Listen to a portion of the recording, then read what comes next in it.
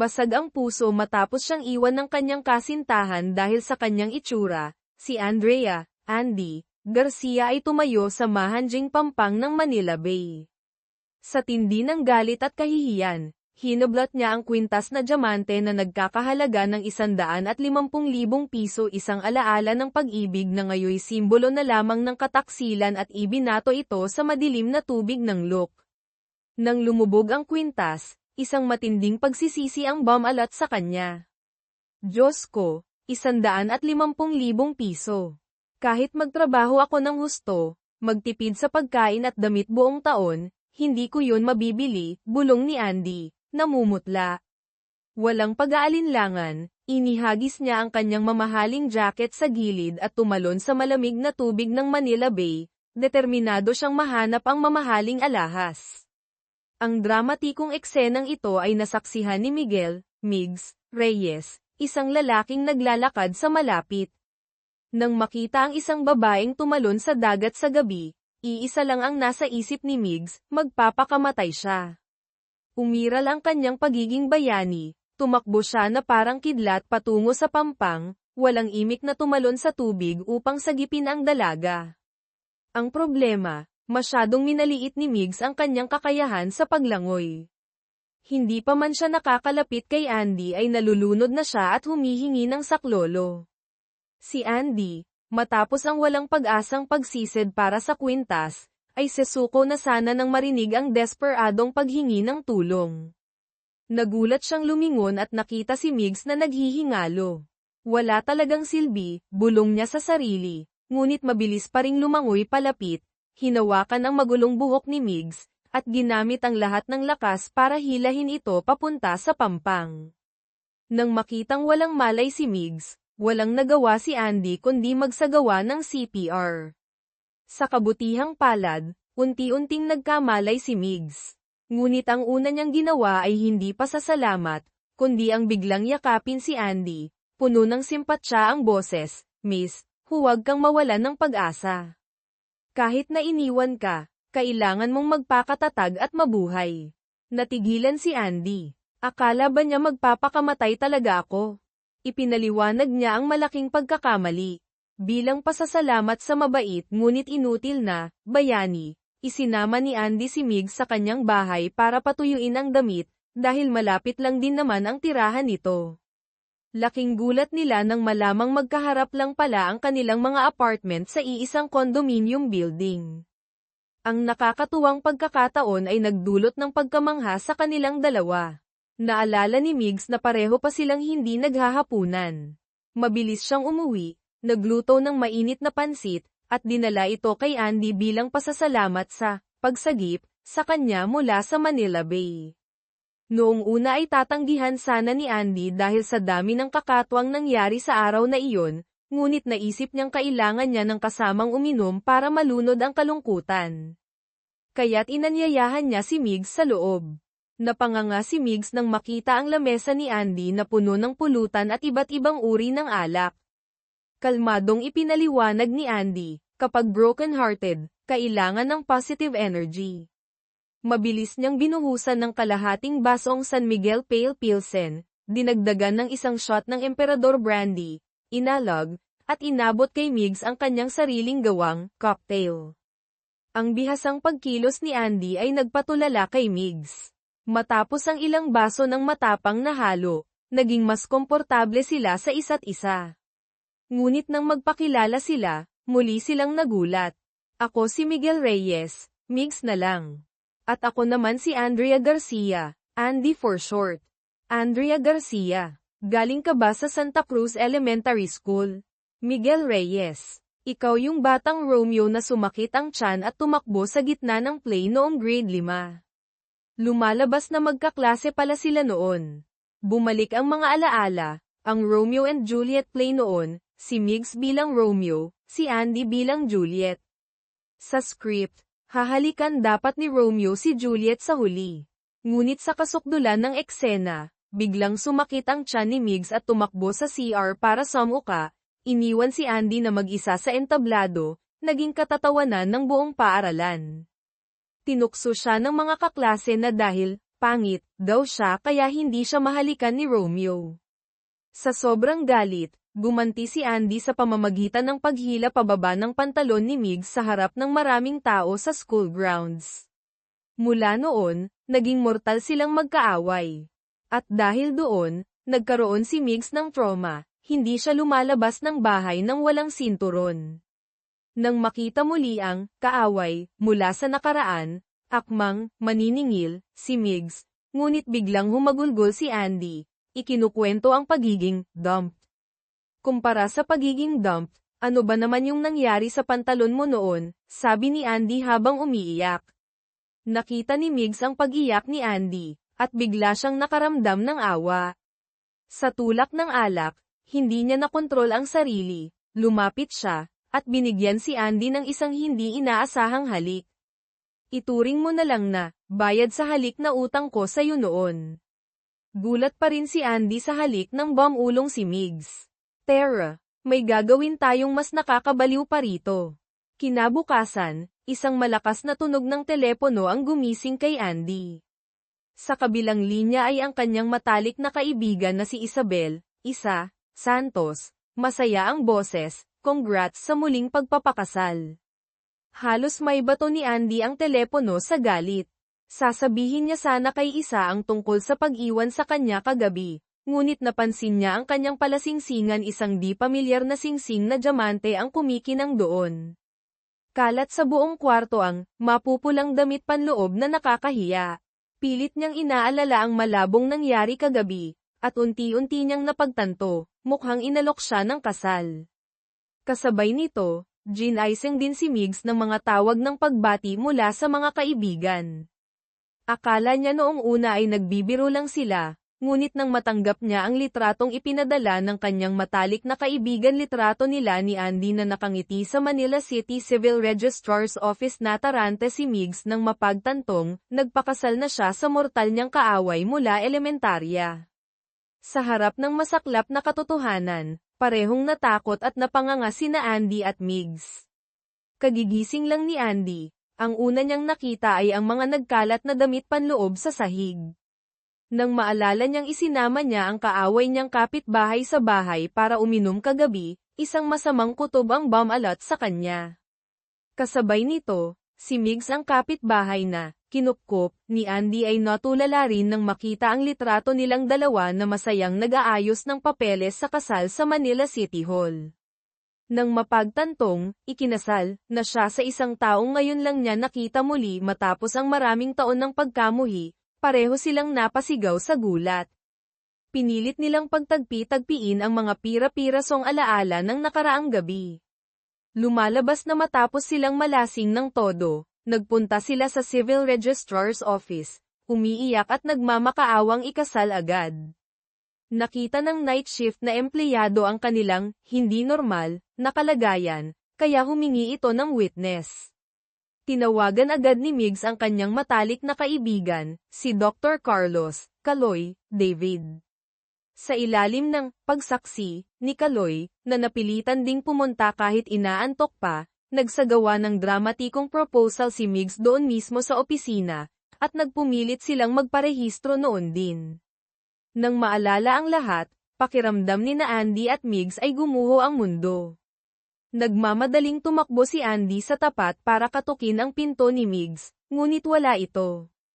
Tatawagan niya sana, pero wala pala siyang numero ni Migs. Walang nagawa, tumawag si Andy sa Civil Registrar's Office para magtanong kung paano ipapakancel ang kasal. Ang malamig na sagot, hindi qualified para sa cancellation, pwede lang mag-file ng annulment o divorce. Natigilan si Andy. Maya-maya, dumating si Migs. Pagkakita pa lang, nagsimula na silang magbangayan. Matapos ang mainit na pagtatalo, napansin ni Migs ang isang pares ng pambabaeng damit panloob na may print na baka na nakakalat sa sahig ng kanyang unit. Nanlaki ang mata niya, at nautal siyang nagtanong kay Andy, may nangyari ba sa atin kagabi? Matigas na sagot ni Andy, siguradong wala. Hindi ganyan ka-cheap ang taste ko. Ngunit lalong natakot si Migs sa sagot ni Andy, dahil ang imahe ng baka ay paulit-ulit na lumalabas sa kanyang kakaibang panaginip kagabi. Nangilabot sila pareho, at nagmamadaling tumakbo pabalik sa Civil Registrar's Office para humingi ng hustisya. Ang empleyado doon, na nakilala ang magulong mag-asawa mula kagabi, ay nagalit at pinagalitan sila, kayo itong nag-iskandalo para magpakasal, tapos ngayon gusto nyong ipakancel. Akala nyo ba laro lang ang kasal? Matapos mapag-alitan, nalaman nila ang katotohanan, hindi pala talaga sila nairehistro kagabi. Ang empleyado, kasama si Kaloy, ay mahusay silang nakumbinsi na maghintay na lang hanggang mahimasmasan bago magdesisyon. Nang malaman na isa lang palang, kalokohan, sakal asinggan ang lahat, nakahinga ng maluwag sina Andy at Migs. Pagkatapos, nagpunta sila sa isang kalapit na coffee shop para mag-usap. Sa harap ng gulong nangyari, pareho silang nahihiya. Nagkasundo silang ituring na isang aksidente, sakal asinggan ang nangyari kagabi, at hindi na ito muling babanggitin. Pilit silang nagpaalam sa isa't isa. Nang umalis si Migs, tiningnan ni Andy ang coffee shop. Naalala niya, dito rin sila naghiwalay ng kanyang dating asawa. Ang mga pangako noon ay malayo ng alaala na lamang, at ang sakit ay naroon pa rin sa kanyang puso. Ngunit kailangang magpatuloy ang buhay. Sinubukan ni Andy na kalimutan ang lahat. Subalit mapaglaro ang tadhana, hindi nagtagal, sa isang sosyal na party, nagkasalubong sila ng kanyang ex-husband. Sa harap ng lalaking minsan niyang minahal, hindi pa rin mapigilan ang kaba sa dibdib ni Andy. Inayos niya ang kanyang damit, akmang lalapit para bumati. Ngunit sakto namang may lumapit na isang bata, maganda, at sexing babae na kumapit sa braso ng kanyang ex. Natigilan si Andy, dali-daling tumalikod, at humanap ng paraan para makaalis agad. Nang makita ang kaligayahan ng kanyang ex, isang matinding hinanakit at galit ang bumalot kay Andy. Ikinwento niya ito sa kanyang mga kaibigan, sina Isa, Bea Alonzo, at Sofia Romero, na parabang ginagamit ng babae ang kanyang malaking dibdib para mang-asar. Dahil ang sabi ng ex niya noon, kaya sila naghiwalay ay dahil, hindi na ako masaya sa piling mo. Ngunit laging iniisip ni Andy na iniwan siya dahil hindi nakaakit-akit ang kanyang katawan. Gayunpaman, parang walang pakialam ang mga kaibigan niya. Si Isa ay 7 taon nang hiwalay sa asawa, araw-araw siyang kinukulit na makipag-divorce. Si Bea Alonzo naman ay nagrereklamong, 3,000 araw nang walang kalapit na lalaki, tuyot na raw ang kanyang labi. At si Sofia ay ikakasal na sa lalaking hindi niya mahal. Para sa kanila, masyadong maliit na bagay ang problema ni Andy. Kahit pinayuhan ng mga kaibigan na huwag maging sensitibo, hindi maalis sa isip ni Andy ang kanyang insecurity. Minsan pa nga, nang magpayo siya sa isang kliyente sa kanilang matchmaking agency na Second Chances Matchmaking, itinatag nila ni Bea, na naghahanap ng bata, maganda, at kurbadong babae. Nagalit si Andy at sinigawan ang kliyente, flat-chested ang magliligtas sa mundo.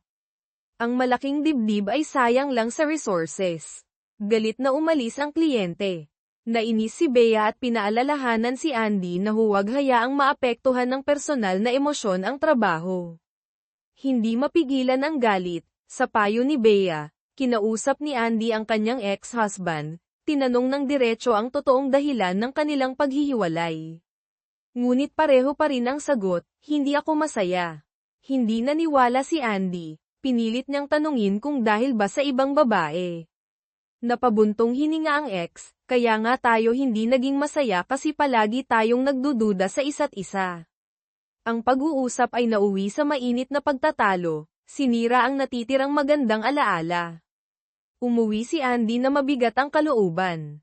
Sa lobby ng kondominium, narinig niya ang isang nakakakilabot na kwento, isang maganda at mayamang babae sa building nila ang biglang namatay dahil nabulunan ng lechon kawali. Naalala ni Andy na nakasalubong niya pa ito kaninang umaga sa hallway, ipinagmamalaki pa nito ang kanyang malaking puwet. Ang balita ay nagpatindig ng balahibo ni Andy at nanghina ang kanyang mga tuhod. Naisip niyang ito ang trahedya ng pagiging single. Para maiwasan ang katulad na kapalaran, nagdesisyon si Andy na iwasan na ang paborito niyang lechon kawali. Tumawag pa siya kay isa, nagbilin na tawagan siya palagi para siguraduhing buhay pa siya. Akala niya ay ligtas na siya, ngunit ng gabing iyon, habang natutulog, bigla siyang nakaramdam ng matinding pagkahilo at nahulog mula sa kama. Bumabalot sa kanya ang takot sa kamatayan. Ginamit niya ang natitirang lakas para tumawag sa 119 na emergency hotline. Sa kasamaang palad, sa pagmamadali, nakalimutan ng mga emergency responder na bigyan siya ng panlabas na damit. Kaya si Andy, suot ang kanyang manipis at sexing silk na pantulog, ay dinala diretso sa Metro Manila Medical Center. Lalong nakakahiya nang malaman niyang ang doktor na naka-duty sa ay si Kaloy David, ang matalik na kaibigan ni Migs. Habang sinusuri ni Kaloy si Andy, at nakikita ang kanyang kulang sa tela, nakasuutan, hindi mapigilan ng gwapong doktor na mamula at mailang kung saan titingin.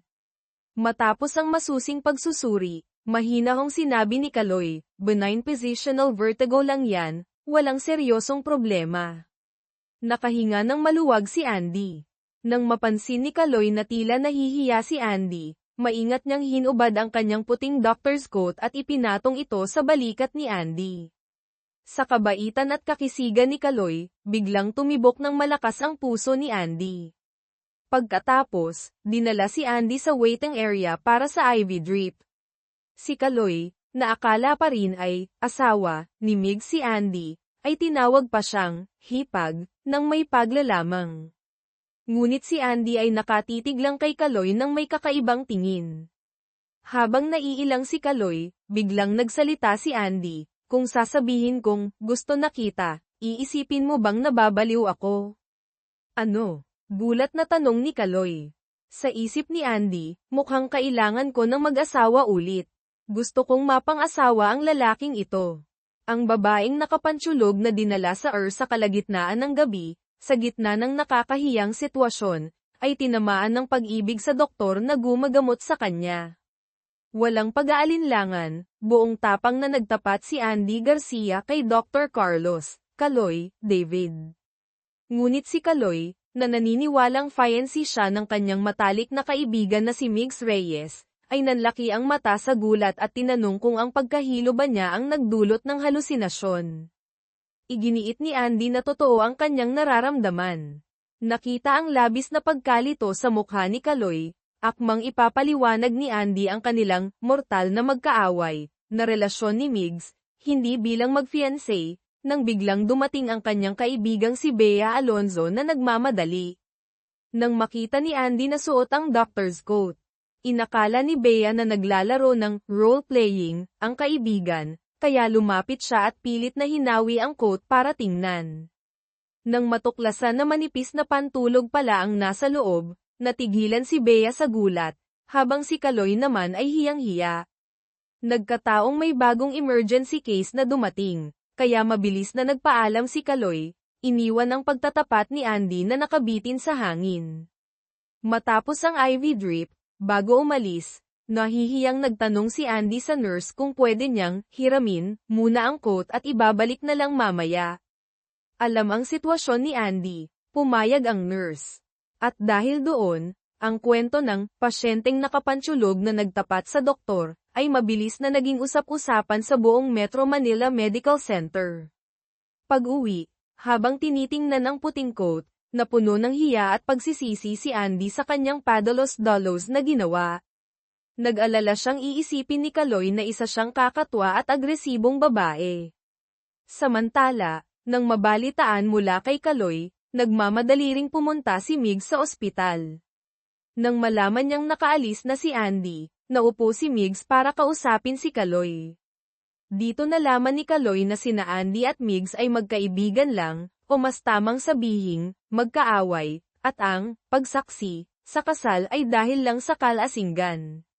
Nang maintindihan ng lahat, biglang nakaramdam ng interes at kaunting pagtingin si Kaloy kay Andy.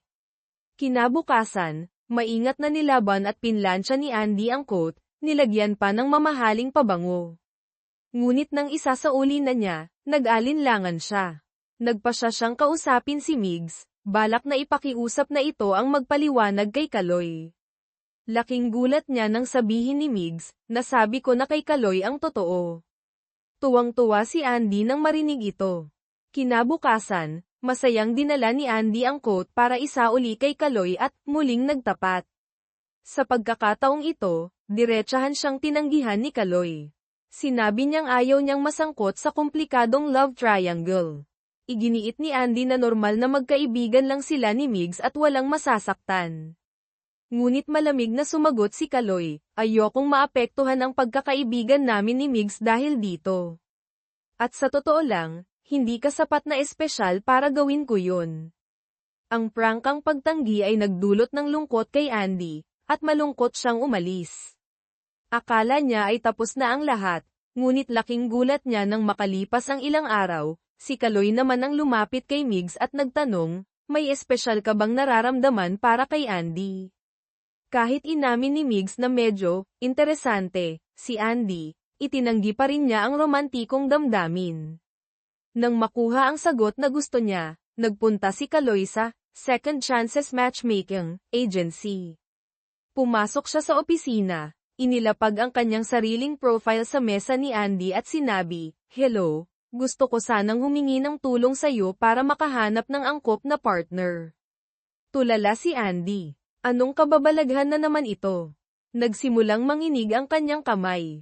"Ingat ka, baka madumihan mo ang papeles ko," nakangiting sabi ni Kaloy. Flashback, maraming taon na ang nakalilipas, si Andy ay miyembro ng Sinag Divas, isang potensyal na girl group sa Pilipinas. Ngunit sinira ng inggitan at awayan ang lahat. Sa isang mahalagang performance, sinadyang tapakan ni Katrina, Kat Diaz, isa pang miyembro, ang paa ni Andy sa entablado. Akala ni Kat ay magtitimpi si Andy, ngunit sinipa siya ni Andy ng diretso sa mukha. Nagpang-abot ang dalawa, nagsabunutan, at nagsuntukan sa harap ng libu-libong manunood. Ang iskandalo ay nagdulot ng pagkakabuwag ng grupo. Pagkalipas ng maraming taon, bumalik si Andy sa normal na buhay, kasama ang kaibigang si Bea Alonzo, isa ring dating miyembro ng Sinag Divas, nagtayo ng matchmaking agency para tulungan ang iba na makahanap ng pangalawang pagkakataon sa pag-ibig, habang siya mismo ay patuloy na nakikipagbuno sa sariling mga sugat ng nakaraan. Ang negosyo sa Second Chances Matchmaking, nina Andy at Bea ay lumalago. Ngunit isang umaga, ang kanyang pinapangarap na doktor, si Kaloy David na kanyang pinagtapatan kamakailan ay biglang sumulpot sa kanilang opisina. Ang masaklap, hindi siya pumunta para sagutin ang damdamin ni Andy, kundi para humingi ng tulong sa paghahanap ng mapapangasawa muli. Natigilan si Andy, nanginginig ang kamay na may hawak na tasa ng tsaa, hindi mapigilan ang kaba. Habang pilit na nagtatanong ng impormasyon ayon sa proseso, halata sa mukha niya ang pagkadismaya at pagkalito. Napansin ito ni Kaloy, at marahil ay nakuha na niya ang sagot na hinahanap. Hindi na siya nag-abala pang mag-fill up ng membership form, magalang na tumayo at umalis, iniwan si Andy na gulong-gulo ang isip. Ang biglaang pagbisita ni Kaloy ay nagdulot ng pagkabalisa kay Andy. Pagkatapos ng trabaho, nagpasya siyang hanapin si Kaloy para linawin ang lahat. Sinubukan niyang kumbinsihin itong magmiyembro, nag-alok pa ng mga espesyal na pribilehiyo. Ngunit diretsahang tumanggi si Kaloy. Lalong naguluhan si Andy, hanggang sa ngumiti si Kaloy at sinabing, "Hindi ako pumunta para maghanap ng iba, Andy. Pumunta ako, para ipakilala ang sarili ko sa'yo." Pakiramdam ni Andy ay pinaglalaroan siya, nagsimulang umusbong ang kanyang galit. Ngunit nagpatuloy si Kaloy, "Tapat ang tinig, hindi ako pwedeng magmiyembro. Bawal sa patakaran ng kumpanya nyo ang makipag-date sa kliyente, hindi ba?" Nabingi si Andy. Hindi siya makapaniwala sa narinig. Sampailan mo nga ako para malaman ko kung totoo to," yutal niya. Tumawa si Kaloy, at marahang hinayla siya papalapit sa kanyang mga bisig. Sa sandaling iyon, opisyal na nagsimula ang kanilang relasyon. Bakit ako? Tanong ni Andy, hindi pa rin makapaniwala. Tapat na sumagot si Kaloy, may init sa kanyang mga mata, mula pa noong miyembro ka ng Sinag Divas, fan mo na ako. Ikinwento niya na kahit ang pinakasikat at pinapuring miyembro ng grupo ay ang masamang ugaling si Katrina, Kat Diaz, siya ay love at first sight kay Andy. Nang mabuwag ang grupo, matagal siyang nalungkot. Nang marinig ang pagtatapat ni Kaloy, sa unang pagkakataon sa kanyang buhay, nakaramdam si Andy ng pagmamalaki sa kanyang magulong nakaraan bilang isang idol. Hindi nagtagal, sumama si Andy sa kanyang mga kaibigan, Bea, Sofia, para sa isang regular na health check-up sa Metro Manila Medical Center. Pagkatapos ng check-up, niyaya ni Andy ang grupo na silipin si Kaloy mula sa malayo. Habang sila'y abala sa pagchichismisan, isang magandang high school student ang biglang sumingit. Diretsahan itong nagsabi, si Dr. Kaloy ay akin. Kapag nasa tamang edad na ako, pakakasalan ko siya agad. Sa harap ng batang, karibal, na nagbabanta sa kanyang bihirang pagkakataon para sa muling pag-aasawa, umakyat ang selos sa ulo ni Andy. Ginamit niya ang kanyang pangmatandang boses para pangaralan ang bata. Ngunit hindi natakot ang estudyante, bagkus ay ipinagmalaki pa ang kanyang umuusbong na dibdib, at tinawanan si Andy na matanda na pero katawang pang-estudyante pa rin. Ang mga salitang iyon ay tumusok sa puso ni Andy, nagngit-ngit siya sa galit. Sa kabutihang palad, nagdala ng magandang balita ang resulta ng check-up. Matapos ikumpara, sinabi ng doktor na ang matris ni Andy, 34 na taong gulang, ay kasing healthy ng sa isang 29 anyos. Tuwang-tuwa si Andy, agad niyang pinuntahan si Kaloy at masayang ibinalita, pwede pa akong magkaanak. Medyo nagulat si Kaloy sa pagiging prangka ni Andy, ngunit natuwa rin siya sa katapatan nito. Samantala, simula nang malaman ni Migs Reyes na mag-on na sina Andy at Kaloy, palagi siyang irritable at hindi mapakali. Lubos siyang nagsisisi na sinabi niya kay Kaloy na wala siyang nararamdaman para kay Andy. Habang nakikita niyang lalong gumaganda at sumasaya si Andy sa piling ni Kaloy, lalong kumikirot ang puso ni Migs. Minsan pa nga, nalasing siya ng husto at nakatulog sa tapat ng pinto ng unit ni Andy. Pag-uwi ni Andy, nakita niya ang eksena at binalak na tulungan si Migs papasok. Ngunit nawalan siya ng balanse at napaupo sa kandang ganito. Nagkatitigan sila, tila may kuryenteng damaloy. Si Migs, kahit lasing, ay tumingin kay Andy ng may malalim na damdamin, at dahan-daang yumuko. Naging mainit ang paligid. Buti na lang, bago pa may mangyari, tuluyan nang nakatulog si Migs. Nakahinga ng maluwag si Andy, ngunit hindi maiwasang mailang sa sitwasyon. Sakto namang lumabas ang isang bata ang anak ni Migs. Nang makita ang posisyon ng kanyang ama at ng kapitbahay, inosente siyang nagtanong, Ate, pag po ba magkatabi ang lalaki at babae, magkaka-baby na? Mabilis na ipinaliwanag ni Andy na imposible iyon kung sa labas lang ng pinto nakaupo, huwag daw siyang mag-alala. Pagkatapos, nagtulungan silang ipasok si Migs sa kwarto. Bago umalis si Andy, pinigilan siya ng bata para painumin ng tubig. Sa kanilang pag-uusap, nalaman ni Andy na mag-isang pinalaki ni Migs ang anak sa loob ng maraming taon, at hindi na ito nakipag-date pa. Isang pakiramdam ng simpatsya ang umusbong sa puso niya. Kinabukasan, nang ikwento ng anak ang nangyari kagabi, hiyang-hiya si Migs. Paglabas niya ng pinto, nakasalubong niya si Andy. Sinubukan ni Migs na magkunwaring walang maalala, ngunit biglang tinanong ni Andy, malungkot ka ba? Ano? Natigilan si Migs, at mabilis na nag-iba ng usapan. Nakita ito ni Andy, kaya't iniabot niya ang kanyang business card, kung malungkot ka, punta ka sa opisina ko. Hahanapan kita ng magaling na partner. Hawak ang card, gusto nang magpalamon sa lupa ni Migs sa sobrang hiya. Hindi nagtagal, ginanap ang kasal ng kaibigan nilang si Sofia Romero. Habang pinapanood ang masayang mag-asawa sa altar, hindi mapigilan ni Andy ang humanga. Ngunit katatapos lang ng kanilang panunumpa, isang grupo ng mga babae mula sa iba't ibang bansa at lahi ang biglang lumitaw, lahat sila ay mga dating kasintahan ng bagong groom. Halos kumpleto na ang mga lahi sa mundo. Nagwala sa galit si Sofia. Gulat na napanganga sina Andy at ang mga kaibigan. Kahit paano, tinapos ni Sofia ang seremonya. Ngunit pagkatapos noon, sa hotel, isang matinding away ang sumiklab sa pagitan ng bagong kasal. Dahil sa makulay ding nakaraan ni Sofia, hindi na nagulat sina Andy at ang barkada. Pagkatapos ng kasal, pinuntahan ni Andy ang restaurant kung saan chef ang kanyang ex-boyfriend, na nang iwan sa kanya para kay Kat Diaz, para makipag-usap. Hinayla siya ng ex sa isang tabi at galit na nagtanong, "Gusto mo bang sirain ang kinabukasan ko?" At pinaalis siya.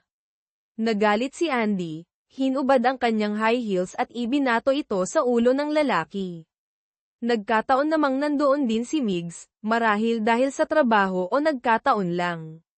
Nakita niyang lumalala ang sitwasyon at baka mapansin ng iba, mabilis niyang hinayla si Andy at sinenyasan ang ex na umalis na.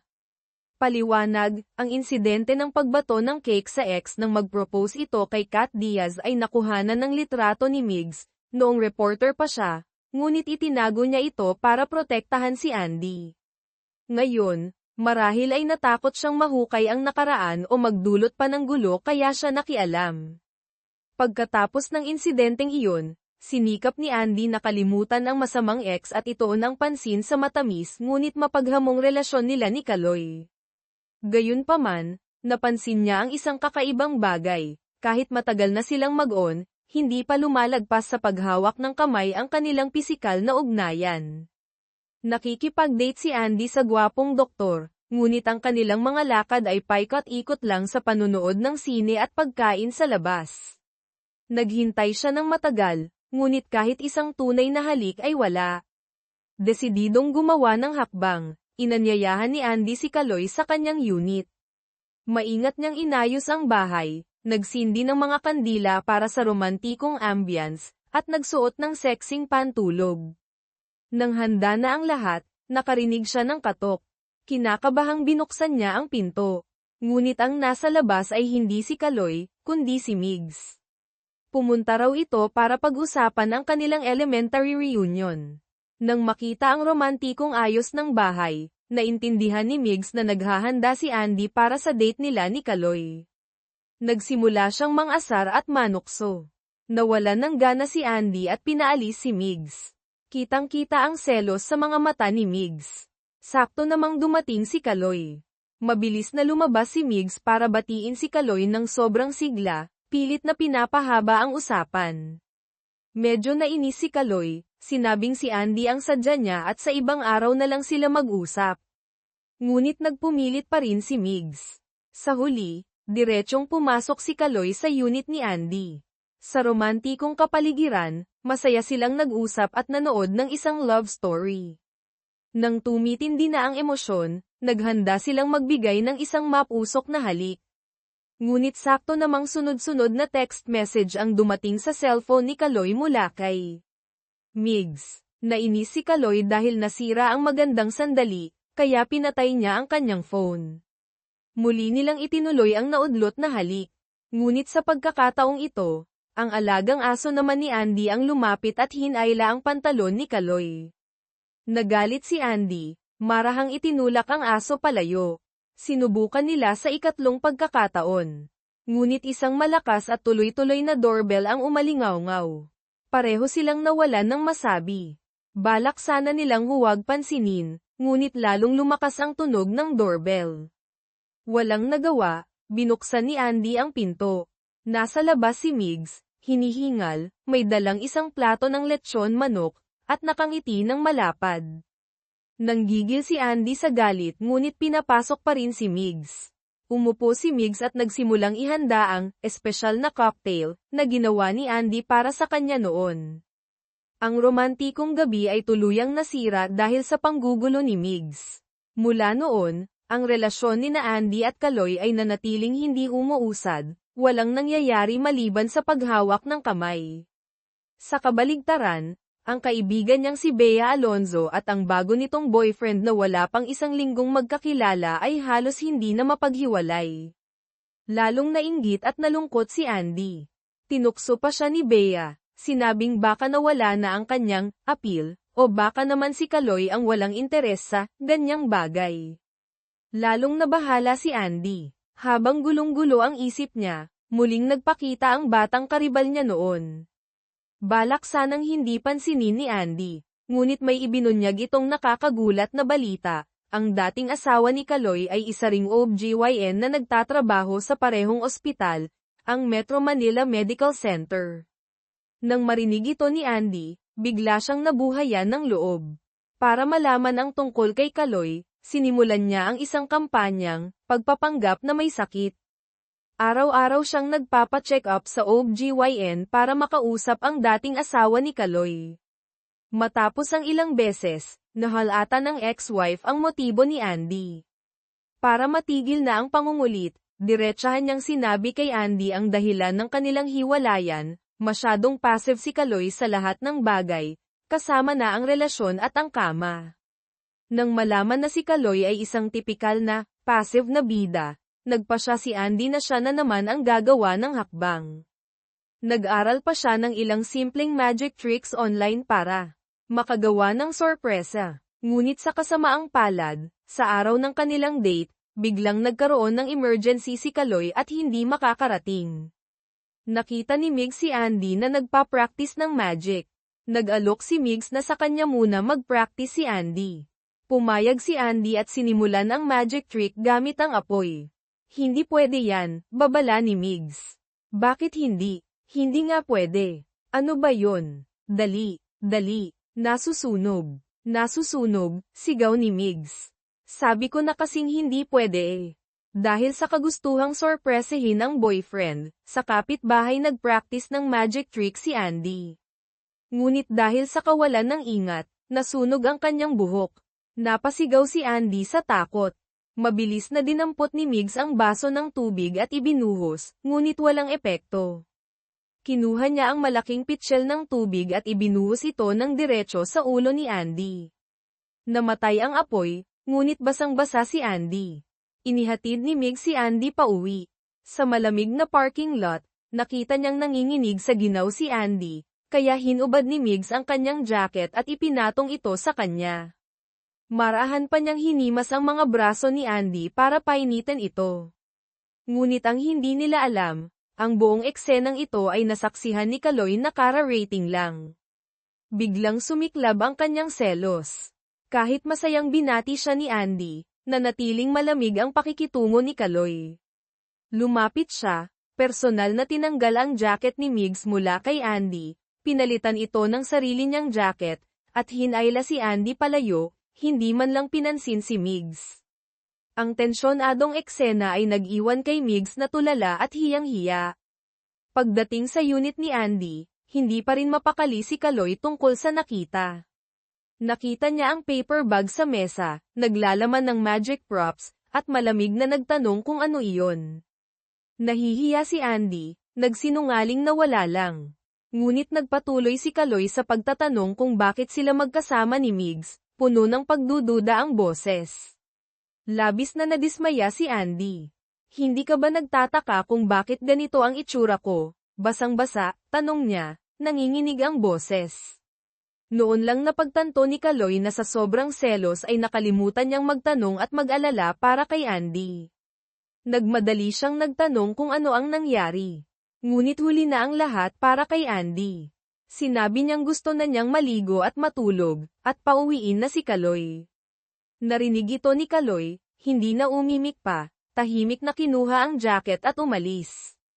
Ang kawalan ng pakialam ni Kaloy ay lalong nagpasakit sa damdamin ni Andy, pakiramdam niya ay hindi siya mahalaga dito. Sa kabaligtaran, makalipas ang ilang sandali, si Migs naman ang kusang nagdala ng gamot para sa sipon, at maalagang nagtanong tungkol sa kanyang kalagayan. Ang pagkakaibang ito ay lalong nagpatindi sa pagdududa ni Andy sa tunay na nararamdaman ni Kaloy. Ngunit kinabukasan, sinisi ni Andy ang sarili sa pagiging masyadong sensitibo. Binalak niyang tawagan si Kaloy para makipag-ayos, ngunit naisip niyang hindi dapat siya masyadong naghahabol. Itinigil niya ang balak, ngunit patuloy siyang umasa na tatawag si Kaloy. Lumipas ang buong araw, nanatiling tahimik ang kanyang telepono. Pagsapit ng gabi, muli siyang naupong mag-isa, umiinom ng kanyang espesyal na cocktail, habang umiiyak na tumatawag kay Bea Alonzo. Muling pinayuhan siya ni Bea na hindi dapat babae ang unang nagtatapat, dahil mawawalan ng halaga ang babae sa mata ng lalaki. Sa pakikinig sa analysis ni Bea, lalong nawalan ng pag-asa si Andy. Ang hindi alam ni Andy, ng araw na iyon, kinausap ng dating asawa si Kaloy, ikinuwento ang pagpunta ni Andy para magtanong tungkol sa kanilang nakaraan. Hindi ito ikinatuwa ni Kaloy. Pagkatapos noon, sinubukan niyang tawagan si Andy. Nang matapos ang kanilang madamdaming pag-uusap ni Bea, saka lang napansin ni Andy ang maraming missed calls mula kay Kaloy. Isang pagsisisi ang dumaan sa kanyang isip. Sakto namang tumawag muli si Kaloy. Nagmamadaling tumakbo si Andy patungo sa kanilang tagpuan. Pagkaupo niya, kumuha si Kaloy ng isang pares ng earmuffs, isinuot ito sa kanya at sinabing, "Huwag kang maniwala sa sinasabi ng iba." Pagkatapos, inilabas niya ang mga lumang litrato na itinago niya sa loob ng maraming taon, mga memorabilia noong si Andy ay miyembro pa ng Sinag Divas. Nang makita ito, labis na naantig si Andy. Sinamantala ni Kaloy ang pagkakataon, malambing na sinabi, "Sa relasyong ito, kahit ikaw ang unang nagtapat, 13 taon na kitang gusto. Siguradong hindi mas kaunti ang pagmamahal ko para sayo."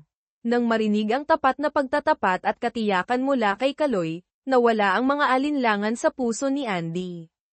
Para ipagdiwang ang magandang sandali, nagtitigan sila ng may pagmamahal, naghahanda para sa isang mapusok na halik na matagal na nilang hinihintay.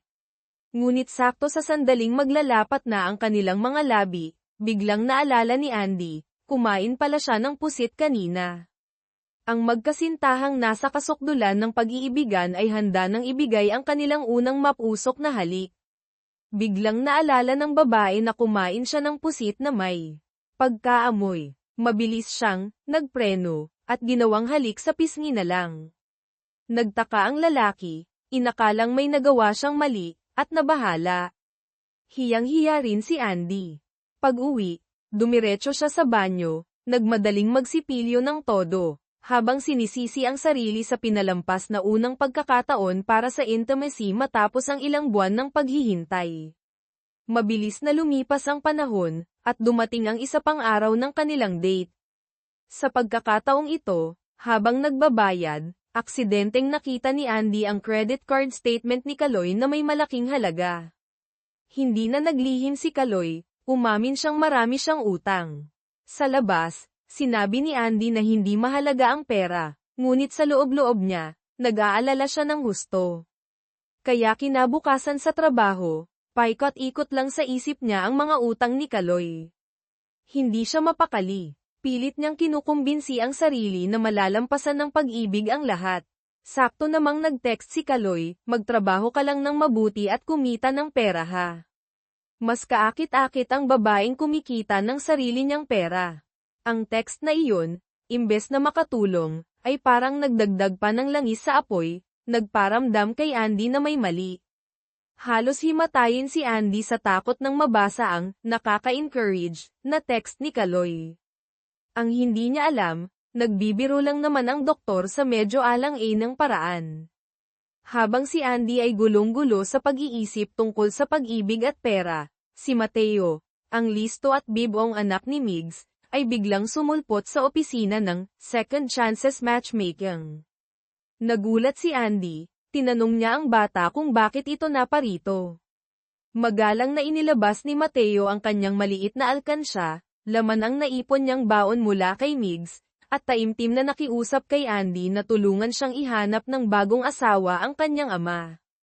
Naantig si Andy sa pagmamahal ng bata sa ama, sinabi niyang tutulungan niya ito ng libre. Ngunit mariing tumanggi si Mateo, ayaw niyang tumanggap ng tulong ng walang bayad. Sa huli, tinanggap na lang ni Andy ang maliit na halaga mula sa alkansya.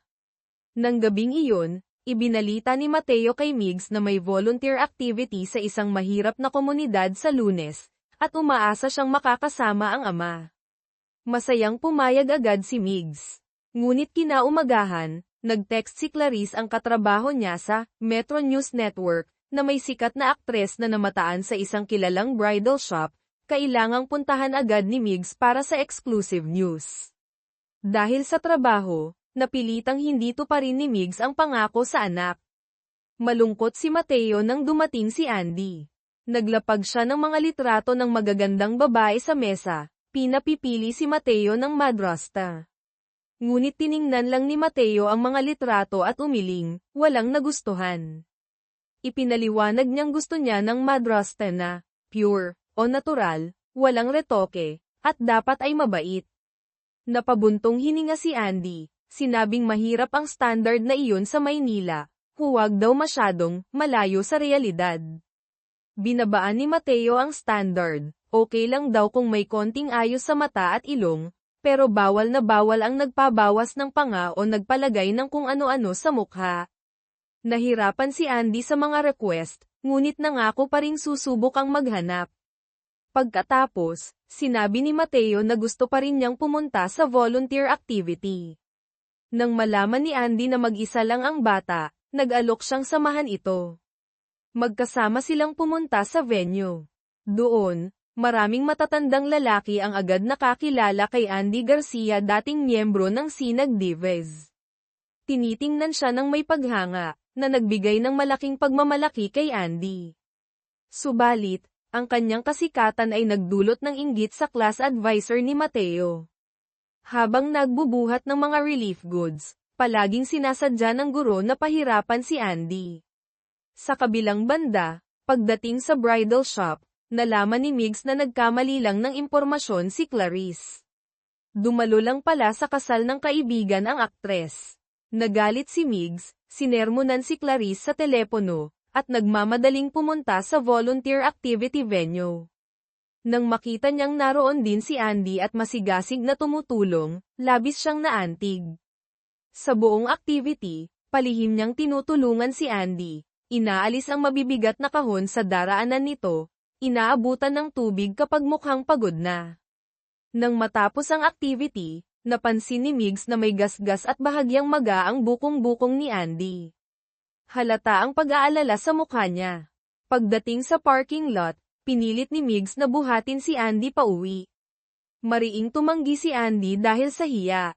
Dahil dito, gumamit ng puwersahan, si Migs, bigla niyang binuhat si Andy na parang prinsesa, bridal style. Ngunit ang hindi nila inaasahan, ang eksenang ito na puno ng pag-aalala at medyo astig, ay muling nasaksihan ni Kaloy na kada rating lang sa parking lot para sunduin si Andy. Nang makita ang kasintahan na buhat-buhat ng kanyang matalik na kaibigan, pakiramdam ni Kaloy ay para siyang pinagtaksilan. Umakyat ang galit sa kanyang ulo. Flashback sa nakaraan ni Migs, ang lalaking ito, si Migs, ay dating isang gwapong college student na may magandang kinabukasan. Ngunit nagbago ang takbo ng buhay niya nang kailanganin niyang mag-aral habang nag-aalaga ng anak. Habang ang mga kaedad niya ay nag-e-enjoy sa kabataan, siya ay abala sa pagpapalit ng diaper at pagtitimpla ng gatas. Ang lahat ng trahedyang ito ay nag-ugat sa kanyang sobrang kakisigan. Pagpasok pa lang sa kolehiyo, marami ng babaeng nahumaling sa kanya, kabilang na ang kanyang maganda ngunit mahinang kasintahan. Ang maalab na pag-iibigan ay mabilis na nagbunga ng hindi inaasahan. Ngunit dumating ang trahedya, namatay ang kasintahan pagkatapos manganak ng kulang sa buwan dahil sa mahinang pangangatawan.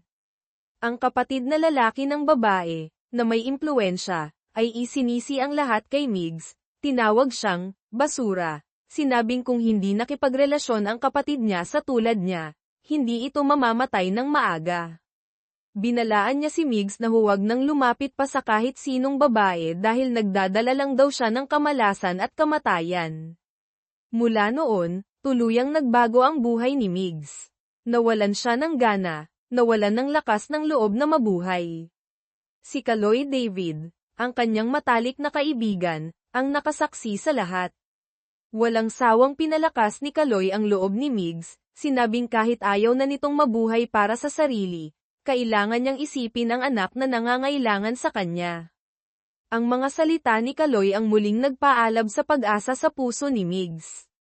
Ngunit ang hindi alam ni Migs, si Kaloy ang mabuting kaibigan na pinagkakatiwalaan niya ay lihim ding minahal ng malalim ang yumaong kasintahan ni Migs. Ngunit dahil sa pagkakaibigan, dahil sa kagustuhang maging masaya ang dalawa, pinili ni Kaloy na manahimik at ibaon ang kanyang nararamdaman. Dahil may pag-ibig na nangangahulugang pagpaparaya. Makalipas ang maraming taon, mapaglaro ang tadhana at muli silang nagmahal ng iisang babae si Andy Garcia. Katapusan ng flashback, nang makita si Andy na buhat ni Migs, ang galit at pakiramdam ng pagkakanulo, kahit sa isip lang, ay halos magtulak kay Kaloy na mawalan ng kontrol. Naisip pa niyang sugurin si Migs at makipag-away doon din. Ngunit sa huli, nilunok niya ang galit, pinilit na kumalma. Si Migs naman ay walang kamalay-malay na binuhat si Andy hanggang sa tapat ng unit nito, maingat na ibinaba sa sofa. Kumuha siya ng palanggana ng maligamgam na tubig at malinis na tuwalya, balak na imasahe ang nasaktang bukong-bukong ni Andy. Akmang tatanggi si Andy, ngunit mapilit si Migs.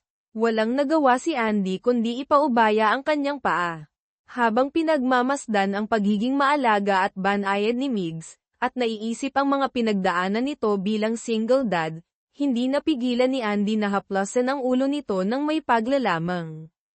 Ang hindi inaasahang kilos na ito ay tuluyang sumira sa natitirang depensa ni Migs. Bumilis ang tibok ng kanyang puso. Ngunit pinilit pa rin niyang kontrolin ang sarili. Marahang inalis ang kamay ni Andy mula sa kanyang ulo, at sinabi ng medyo paos, huwag mong gawin yan. Baka hindi ko mapigil ang hawakan ka at hindi nakita pakawalan. Ang mga salita ni Migs ay nagpakilig sa puso ni Andy. Ngunit alam din niyang hindi tama. Sakto namang lumabas si Mateo mula sa kwarto. Nagmadaling tumayo si Andy, nagpaalam at umalis. Samantala, sa parking lot, pilit pa ring tinatawagan ni Kaloy si Andy ngunit hindi ito sumasagot, marahil low-bat o naiwan ang phone. Ang katahimikan ay lalong nagpatindi sa kanyang pag-aalala at galit. Binalak niyang umakyat para harapin ang dalawa, ngunit sa huling sandali ay nag-atubili siya. Natakot siyang lalo lang lumala ang sitwasyon kung padalos-dalos siya. Sa huli, umalis na lang siya sakay ng kotse, mabigat ang kalooban. Sa kabilang dako, sa Metro News Network, aksidenteng nakita ni Clarice ang mga litrato ni Andy, tungkol sa pagbato ng cake at sapatos, sa computer ni Migs na hindi nito kailanman inilabas.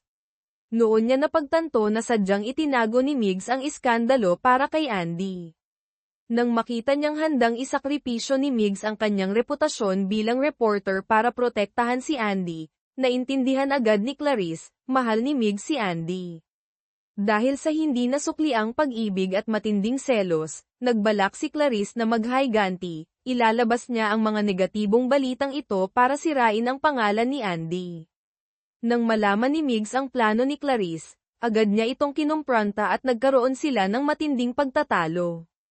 Ginamit ni Migs ang lahat ng paraan para pigilan ito. Sa huli, hindi itinuloy ni Clarice ang paglalabas ng balita, ngunit ang insidenteng ito ay nagpatibay sa damdamin ni Migs. Nagpasya siyang ipaglaban ang kanyang pag-ibig. Walang pag-aalinlangan, pumunta siya sa ospital para kausapin si Kaloy. Sa harap ng matalik na kaibigan, diretsahan niyang sinabi, Kaloy, pare, pasensya na, pero hindi ko na kaya. Mahal ko si Andy. Ipinahayag niyang nais niyang makipagkompetensya ng patas kay Kaloy. Ngunit si Kaloy, kahit nagulat, ay pinanatili ang kalmadong anyo, sumagot gamit ang medyo pilosopikal na pangangatwiran, Migs, alam mo ba ang mangyayari? Mag-aaway lang tayo. Masasaktan si Andy. Masisira ang pagkakaibigan natin. At higit sa lahat, makakasira ito sa mapayapang lipunan. Nang marinig ang mga prinsipyong medyo gasgas ngunit may bigat mula kay Kaloy, pansamantalang natinag si Migs, nakaramdam ng pagkakasala. Pansamantala niyang isinantabi ang balak na makipag-agawan. Nagkataon namang narinig ng dating asawa ni Kaloy, si Dr. Lena, ang kanilang usapan. Pagkaalis ni Kaloy, lumapit siya kay Migs at marahang nagpayo, "Migs, kung mahal mo talaga siya, ipaglaban mo. Para malaman kung sino talaga ang mas mahalaga sa puso niya." Ang mga salita ni Dr. Lena ay muling nagpasiklab sa determinasyon ni Migs. Pumunta siya sa opisina ng Second Chances Matchmaking. Matapos ang matinding pag-iisip sa labas ng pinto, nagpasya siyang pumasok. Habang naghihintay, narinig niya ang isang babaeng katabi na malakas na nagrereklamo tungkol sa mga biyudong may anak. Sinasabing sila ay pabigat sa mga babaeng naghahanap ng pangalawang asawa, at walang babaeng gustong maging madrasta. Nang marinig iyon, muling umatras si Migs. Natakot siyang maging pabigat kay Andy. Natakot na saktan silang dalawa ni Kaloy. Ayaw niyang gumawa ng gulo, kaya tahimik siyang tumayo at mabilis na umalis nang hindi nakikipagkita kay Andy. Hindi nagtagal, naikwento ng staff kay Andy na dumating si Migs ngunit umalis din agad. Nagtaka siya. Pagkatapos ng trabaho, pinuntahan niya si Migs sa bahay nito, tinanong kung bakit ito pumunta at umalis din. Nagsinungaling si Migs na may biglaang emergency sa opisina. Naalala ni Andy ang sandaling hinawakan ni Migs ang kamay niya, kaya tinanong niya kung bakit niya sinabi ang mga salitang iyon. Nataranta si Migs, mabilis na nagpaliwanag na matagal nang walang babaeng humawak sa ulo niya kaya medyo na-excite lang siya, huwag na lang daw pansinin ni Andy. Hindi malaman ni Andy kung ano ang sasabihin. Sa gitna ng awkward na katahimikan, ibinalik ni Andy ang alkansya kay Migs, ikinwento ang pagpunta ni Mateo sa opisina. Taos-puso niyang pinayuhan si Migs na huwag sumuko sa paghahanap ng sariling kaligayahan, dahil kapag masaya siya, magiging masaya rin ang mga taong nasa paligid niya, lalo na si Mateo. Iyon din ang inaalala ng anak mo, dagdag ni Andy. Naging komplikado ang nararamdaman ni Migs nang marinig ito.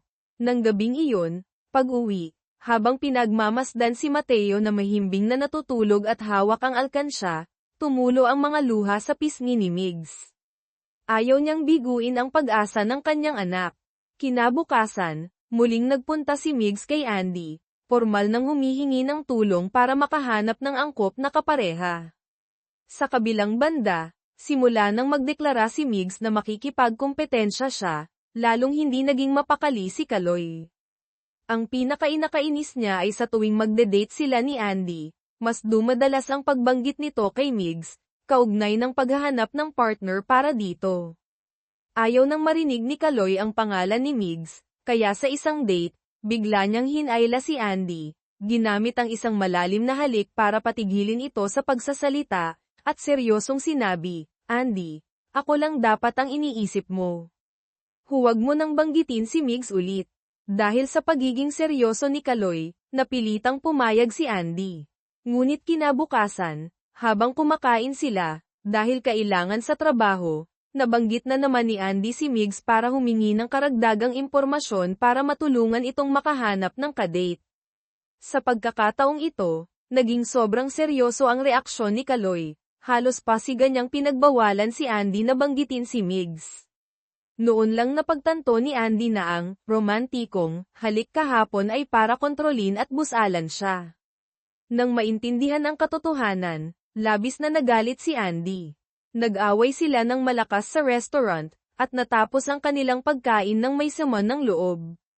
Subalit, hindi inaasahan na ilang sandali lang matapos ang kanilang pag-aaway, habang balak ni Andy na kausapin ng maayos si Kaloy para makipag-ayos. Natanong niya si Kaloy na nakatayo ng malapit sa dati nitong asawa, si Dr. Lena, at marahang hinihipan ang buhok nito, marahil ay may alikabok.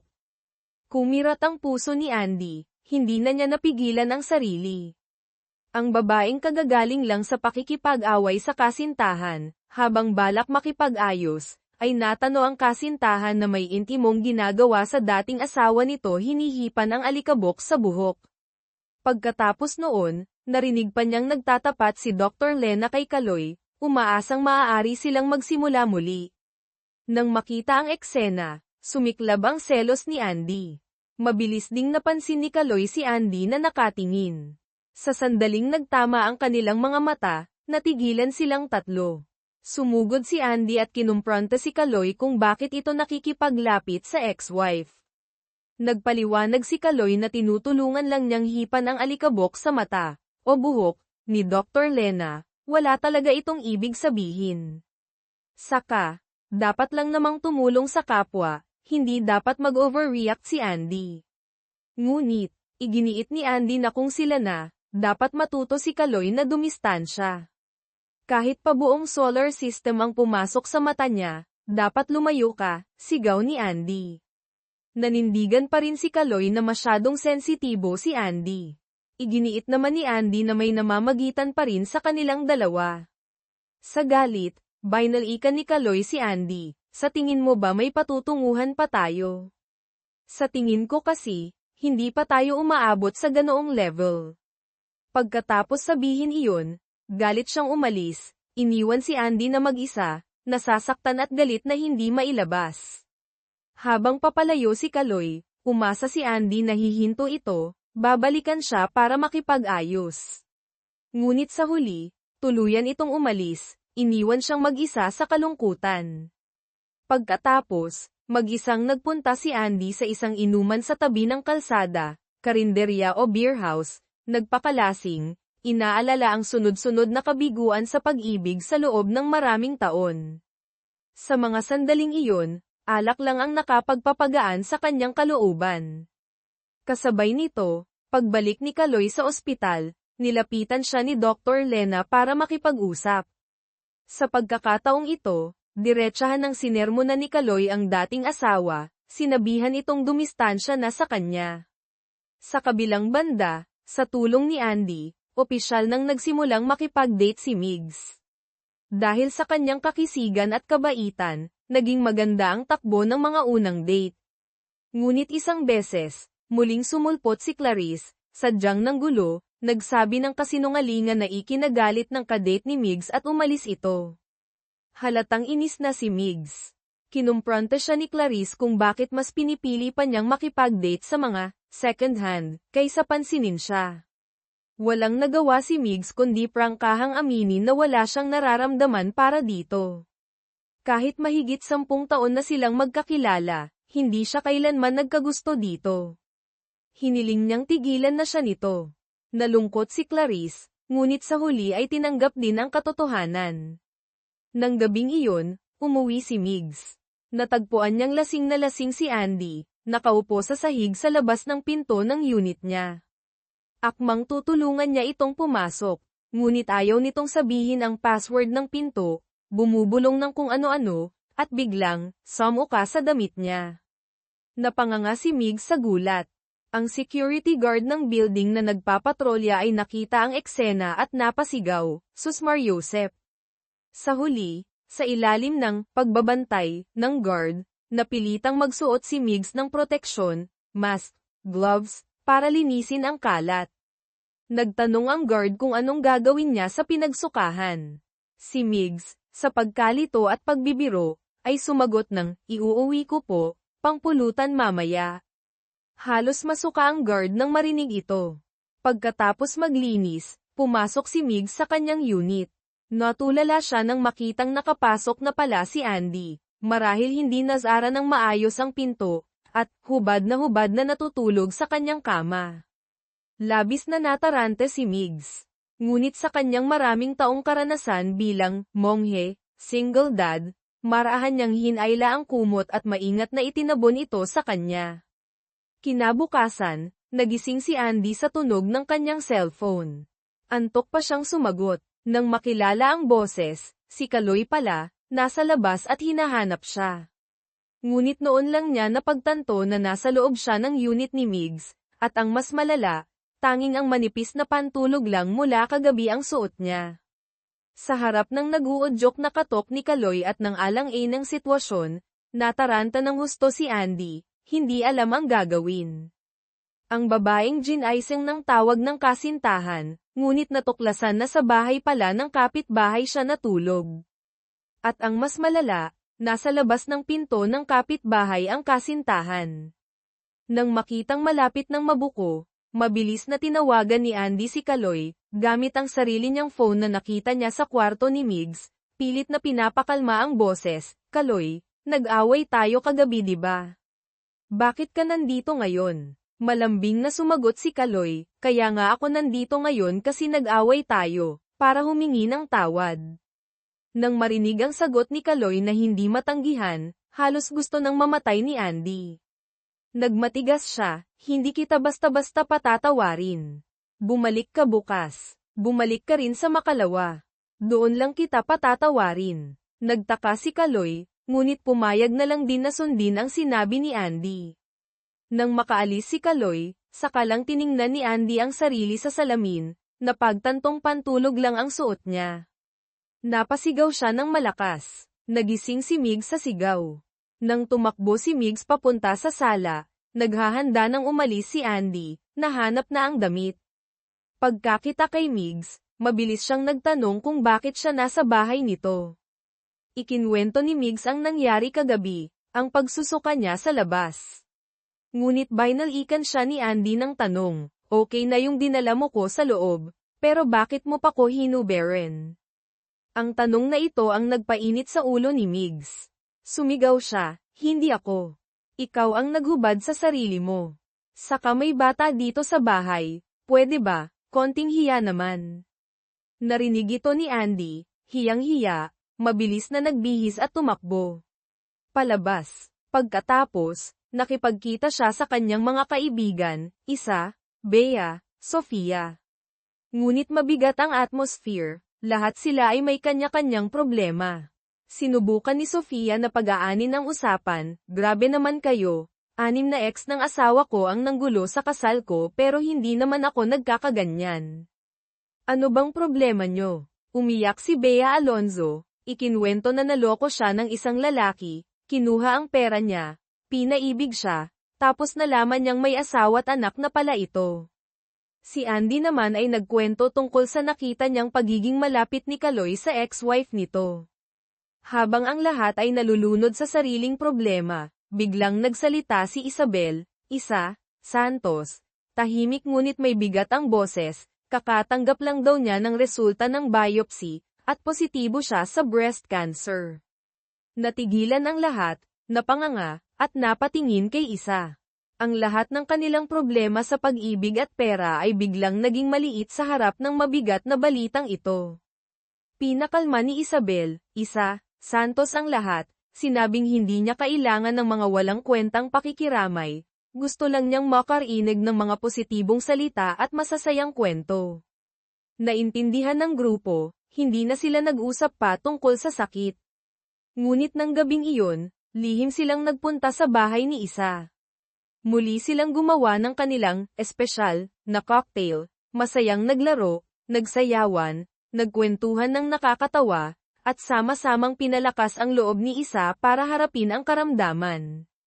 Ito marahil ang pinakatotoo at pinakamatibay na samahan ng magkakaibigan. Pagkatapos, sa walang sawang pag-alalay ng mga kaibigan, pumasok si Isa sa operating room. Naging matagumpay ang operasyon. At isang himala ang nangyari. Ang pagsubok na ito ang naging daan para muling magkaayos sina Isa at ang kanyang asawang matagal nang hiwalay. Nanatili ito sa kanyang tabi at inalagaan siya sa buong panahon ng paggaling, unti-unting nanambalik ang kanilang pagmamahalan. Hindi nagtagal, dumating ang araw ng kanilang elementary school reunion sa Santa Cruz Elementary School. Niyaya ni Mig si Andy na sumabay na sa kanya. Magkasama silang bumalik sa lumang paaralan na puno ng alaala. Ang pangunahing aktibidad ay ang pagbubukas ng time capsule na ibinaon nila maraming taon na ang nakalipas, at ang pagbibigay ng mga laman nito sa mga kasalukuyang estudyante ng paaralan. Nang si Migs na ang kukuha ng kanyang inilagay para ibigay, nag-atubili siya ng bahagya. Dahil ang laman ng maliit na kahon na itinago niya noon ay ang larwang music box na hugis bowl ng kayamanan na pinaghirapan niyang makuha para kay Andy, ngunit hindi na ibigay dahil sa biglaang paglipat nila sa Amerika. Nagsinungaling siyang ang laman nito ay age-restricted at hindi angkop para sa mga bata. Matapos mangakong papalitan niya ito ng bagong video game na nagkakahalaga ng ilang libong piso, matagumpay na napanatili ni Migs ang naudlot na regalo.